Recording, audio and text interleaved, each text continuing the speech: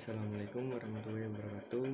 Perkenalkan, nama saya Satria Angkasa dari kelas 11 IPS 2, nomor absen 27. Saya akan menjelaskan tentang kerajaan-kerajaan maritim Indonesia pada masa Indo-Buddha. Yang pertama, Kerajaan Sriwijaya. Letak geografis dari Kerajaan Sriwijaya terletak dari Sumatera Selatan.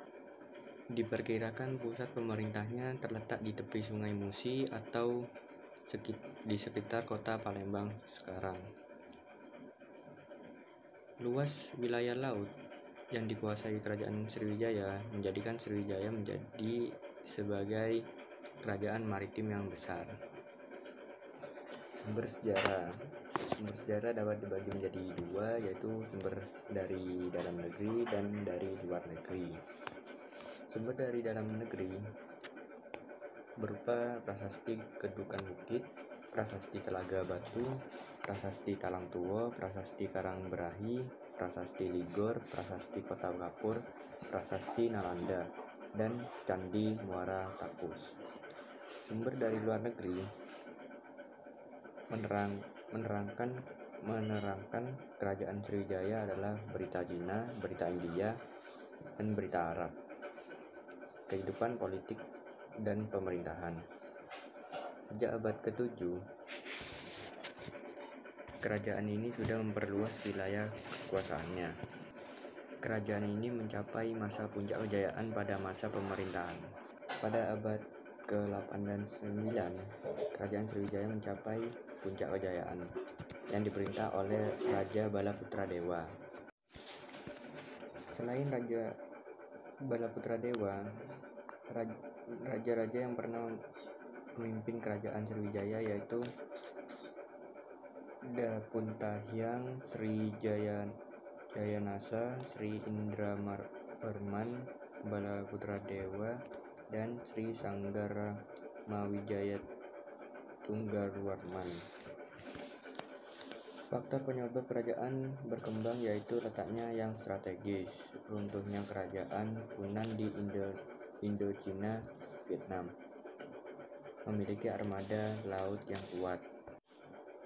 Menurut berita Cina, Chow Yuk-kua mengalami masa kemunduran pada abad ke-12. Yang menyebabkan kemundurannya yaitu terdesaknya oleh perkembangan kerajaan di Thailand, terdesaknya dengan pengaruh kerajaan Singosari, banyaknya yang melepaskan diri. Kehidupan ekonomi. Kerajaan Sriwijaya disebut kerajaan maritim yang menitik beratkan perekonomiannya pada kegiatan perdagangan antar pulau dan antar kawasan. Kerajaan Sriwijaya ini mendapatkan keuntungan dari komoditas ekspor dan pajak kapal asing yang singgah di pelabuhan Sriwijaya. Dan untuk kehidupan sosialnya sendiri, kerajaan ini menjalin hubungan dengan kerajaan sekitar untuk meningkatkan pendidikan. Juga dikenal sebagai kerajaan sebagai pusat pendidikan agama Buddha. Bisa dilihat di catatan Itsen. Yang terakhir yaitu kehidupan budaya.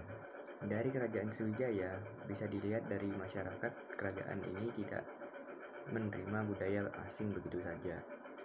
Hal itu dibuktikan dengan prasasti-prasasti yang ditemukan. Yang kedua adalah kerajaan Majapahit. Awal mula berdirinya kerajaan Majapahit ini karena diampuninya Raden Wijaya oleh Jaya Katuang yang dibantu oleh Bupati Sumenep. Kemudian Jaya Katuang memberikan sebidang tanah kepada Raden Wijaya yang dibeli tanah larik. Dari tanah larik inilah Raden Wijaya menyusun berdirinya kerajaan Majapahit sehingga dengan sesingkat menguasai Jawa Timur. Sumber-sumber sejarah yang dapat ditemukan dari kerajaan Majapahit yaitu terbagi menjadi dua. Yang pertama, sumber sejarah dari dalam negeri dan sumber sejarah dari luar negeri. Sumber sejarah dalam yaitu kitab Pararaton, kitab Negara Kerta Agama, Prasasti Kudadu, dan Prasasti Butak. Sedangkan sumber sejarah dari luar negeri bisa dilihat dari berita Cina, India, dan Arab.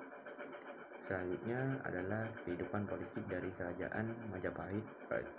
Raja-raja yang pernah memimpin kerajaan Majapahit yaitu 1. Raden Wijaya, 2. Sriwijaya Negara, 3.